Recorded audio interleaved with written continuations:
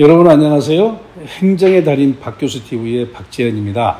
오늘 어떤 거 소개해 주실 건가요? 우리 주변에서 흔히 볼 수 있는 전동 킥보드, 정식 명칭은 개인용 이동장치라고 그러죠. 영어로는 PEM 이렇게 말하는데, 흔히 이제 거리의 고라니 이렇게 말하잖아요. 고라니들이 튀어나와가지고 로드킬 당하는 그런 경우들이 제법 많잖아요. 전동 킥보드가 이제 그 위험성을 내포하고 있다, 그런 이제 빗댄 말로 보여지는데, 개인용 이동장치, 줄여서 이제 전동 킥보드라고 용어를 사용하겠습니다. 그것이 이제 많이 이용이 되면서 발생되는 문제점이 굉장히 많습니다. 거리 한가운데 세워두고 현장을 떠나는 그런 것 때문에 보행자들이 불편하고, 제가 그만 학교에도 전동 킥보드가 그냥 여기저기 무질서하게 놓여 있으면 아주 불편합니다. 그래서 전동 킥보드를 이용하신 분들은 다른 분들을 배려하는 그런 마음이 좀 있어야 될 거 아니겠느냐, 그런 느낌을 먼저 말씀드리고, 이런 전동 킥보드는 16세 이상이 되게 되면 안전모 그리고 보호장구를 착용해서 운행할 수가 있고, 아무런 면허 없이 탈 수 있다라고 생각하는데 그건 아닙니다. 아무 면허 없이 타다가 적발되게 되면은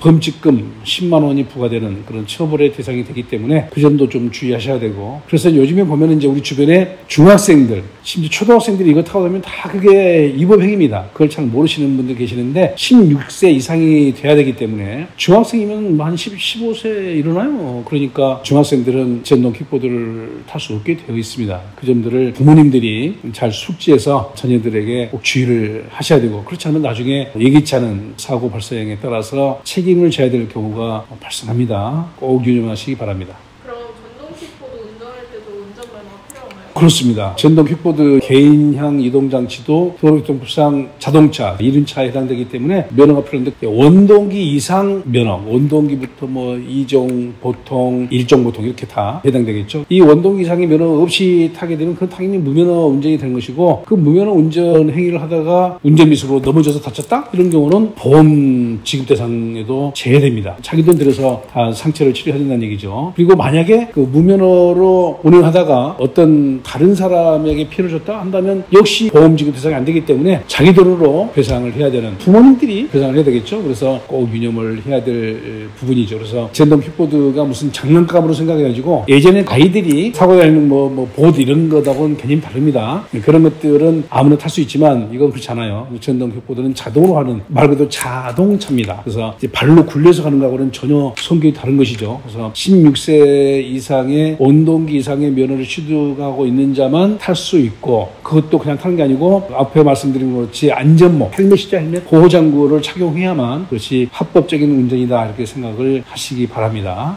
전동 킥보드 음주운전할 때 어떤 처벌이 부과되는지 알 수 있을까요? 전동 킥보드도 음주 상태에서 타게 되면 음주운전입니다. 그래서 가지고 있는 면허에 대한 취소 또는 정지를 받게 되는데, 그냥 그 재미삼아 타다가 이게 뭐 상상 이해의 어떤 결과가 나올 수 있겠죠. 그래서 뭐 일종 보통, 일종 대형면허를 갖고 있는 분들이 이건 뭐 잠깐이네 하고 이제 술 마시고 타다가 적발되게 되면 가지고 있는 면허가 다 취소됩니다. 이거 정말 심각한 문제죠. 다만 이제 다른 원동기의 음주운전의 경우는 면허 취소, 면허 정지 말고도 형사 절차로서 이게 또 이제 형사처벌을 받게 되는데, 전동 킥보드의 음주운전에 대한 형사처벌은 범칙금 10만 원으로 딱 정해져 있습니다. 그러니까 이제 뭐 검찰로 송치돼 가지고 법원에까지 가지고 하는 것은 없지만, 아무튼 범칙금 10만 원은 부과된다, 이렇게 생각을 하셔야 됩니다. 가볍게 생각하고 탔다가 어떤 법적인 책임을 지는 그런 결과가 발생한다는 걸 꼭 생각하시고, 만약에 이제 음주운전에 해당돼 가지고 면허 취소 또는 면허 정지 처분을 받게 되면 이제 그에 대한 어떤 절차를 밟아야 되겠는데, 일반 음주운전에 따른 면허 취소하고 정지 처분에 대한 구제 절차하고 똑같습니다. 그래서 이에 대해서도 해당 경찰청에 이의신청을 청구할 수 있고, 또 중앙행정심판위원회에 행정심판을 청구할 수가 있다. 일반적인 음주운전하고 같습니다. 아무래도 이제 음주의 그 상태에 따라서 결과 차이가 있기 때문에, 뭐 만취 상태라고 한다면 걷는 것도 좀 불편할 수 있잖아요. 근데 이게 4바퀴가 아니고 2바퀴의 이른 개인용 이동장치를 탄다고 한다면 균형을 못 잡을 수 있기 때문에 아주 위험할 수 있습니다. 그래서 이에 대한 어떤 구제 절차를 진행할 때도 이 혈중 알코올 농도의 수치가 상당히 중요한 역할을 하겠죠.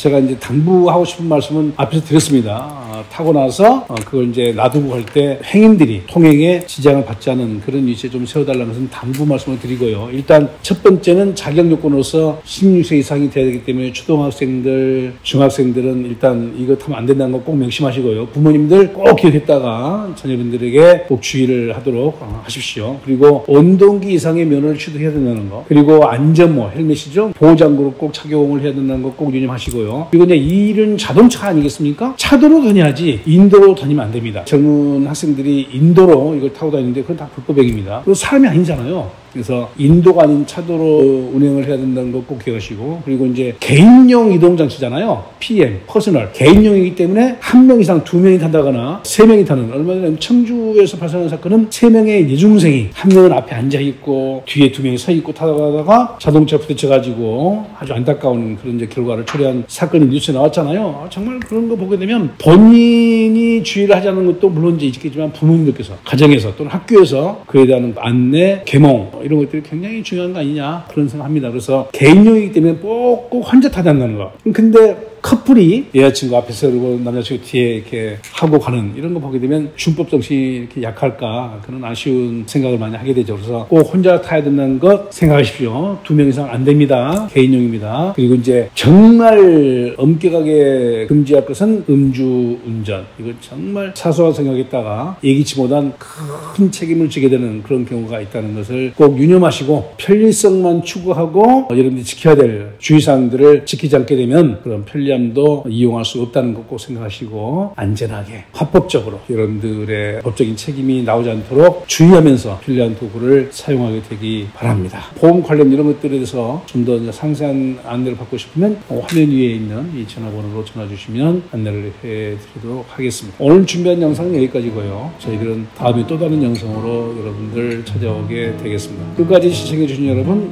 고맙습니다.